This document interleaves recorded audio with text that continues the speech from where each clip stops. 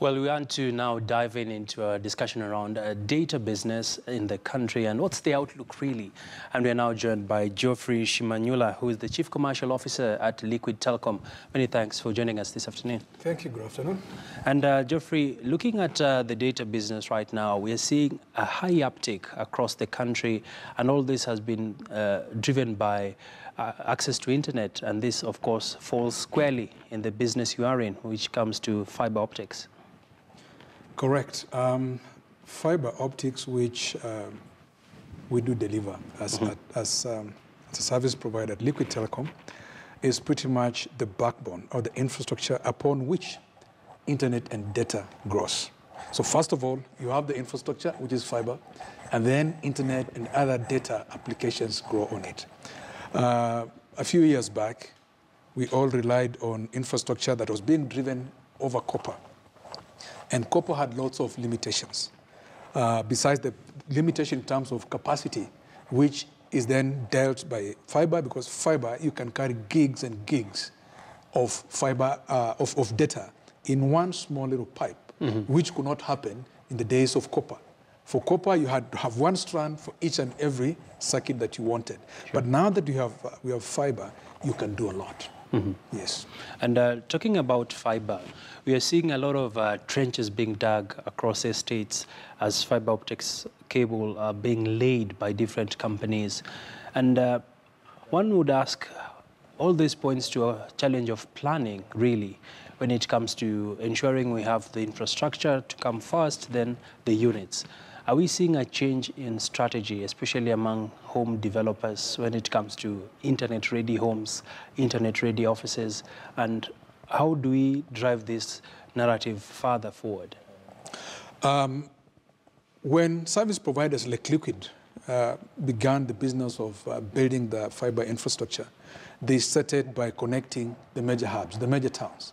Obviously, the likes of Nairobi, the likes of Mombasa. And then when you come to cities such as Nairobi, you look at the areas that have more business opportunities, like the CBD, like Westline, like Hurlingham and Upper Hill. Now that that is all populated, we are going into areas where our customers are driving us to go to. And one of these areas you'll find is in the homes. We now have what we call fiber to the home. And even home users are no longer comfortable getting a try and fail, and a service whereby you try in terms of best effort to get it. Now they want dedicated connectivity, because at home it's not all just about internet. Most homes right now are watching their TV over the internet. For example, your channel. I don't need the traditional TV for me to watch KTN News. I'll watch it using my internet. So I use that for TV. I use it for my video calls. I use it also for my voice calls. We all know about voice calls that are coming over WhatsApp and Telegram.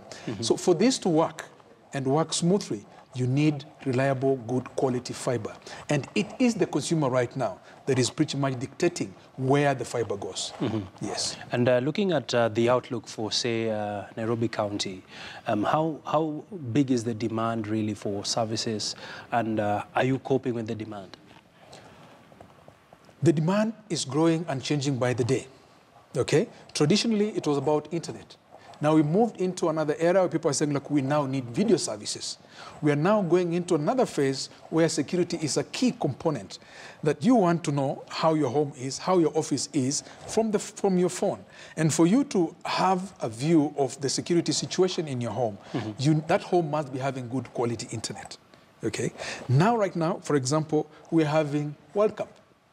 There are those who are on pay TV on a monthly basis, but there are those who also have downloaded an application and they're able to watch the internet using that application via high quality and high speed internet. So for Nairobi, the demand is there. We are trying as much as we can to meet that demand. However, we do face challenges. Okay? And our biggest challenge right now as a service provider is vandalism. All right. We're having lots and lots of challenges around that was actually my next point, yeah. Okay. So vandalism, what leads to the issues of vandalism in the first place? And secondly, what sort of measures should be put in place to deter such people from doing such things? Okay. There are two ways to go about it. One of it is whereby your fiber gets cut out of a positive thing, like a road being constructed. When this happens, we'll get a letter from the contractor that will be building this road, come and move your fiber. You're given time to do that. That's a good thing, because then we get to move our fiber, we get to relocate our fiber to a better, to a safer zone as they build the road. Then we can return it.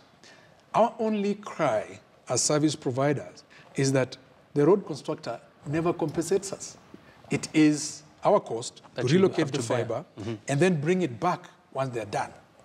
That is one. Secondly, is where people just maliciously damage our fiber. Okay? The fiber usually runs in ducts, and these ducts look like water pipes. So we'll find, especially in the slum areas, the folks in the slum areas will imagine that this is something they can use. So they'll come, pull the ducts out, use it to connect the water pipes into their homes, leaving our fiber cut. Secondly, and this is a very nasty one, we do have a fiber that terminates into manholes. People come and seal the covers of the manholes. Now, what happens? The manhole is empty, and some people want to use it as a toilet. Now, woe unto us when one of our people has to go and fix a fiber cut or extend that fiber in that manhole that has human waste. What does that mean? It's so terrible for us. Also, you find people heaping trash where the fiber runs. And then when the trash has become so much, they burn it. What happens? We ultimately get the fiber burning. The duct gets burned, the fiber is burned, the service is disconnected. All right. Yes. So what's the solution to this as we wrap up? As you also share with us, how big a loss is this from a monetary perspective? Okay, in terms of how the service providers like Liquid can be helped is if legislation can be passed. For example, in the first case, when a contractor is asking us to relocate, yes, we should be compensated for that. If you remember, I don't know if you can remember this, a few years back, there was an electricity pole in the middle of a road somewhere in Meru. KPLC refused to relocate it because they had not been compensated. But for us, if you don't move your fiber, the contractor will go ahead and do the job. So we need legislation that will protect us against contractors who say, look, just tell us, move your fiber at your own cost. We need to be compensated. Two, when the fiber is cut, you asked about the losses. It is not just the players like ourselves who lose. When the service is out, even the people we are giving the service to are affected. Some of these fibers connect ATMs. Some of them connect very critical business applications. Yes. Okay. When they're out, they cannot transact. So the loss cannot be quantified in terms of saying, we were down for 1 day, for example.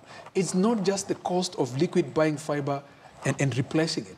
It is actually the business that the other customers of ours do incur at the end of that period. All right. Many thanks, Geoffrey. Thank you so much. We hope that the policy makers will be taking some action on this.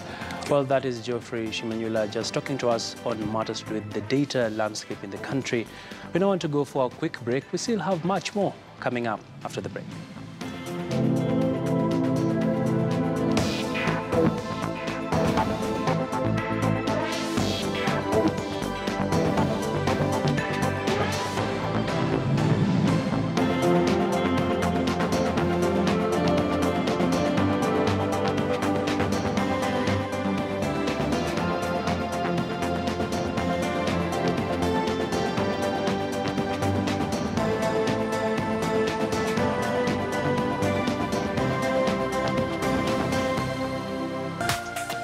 This is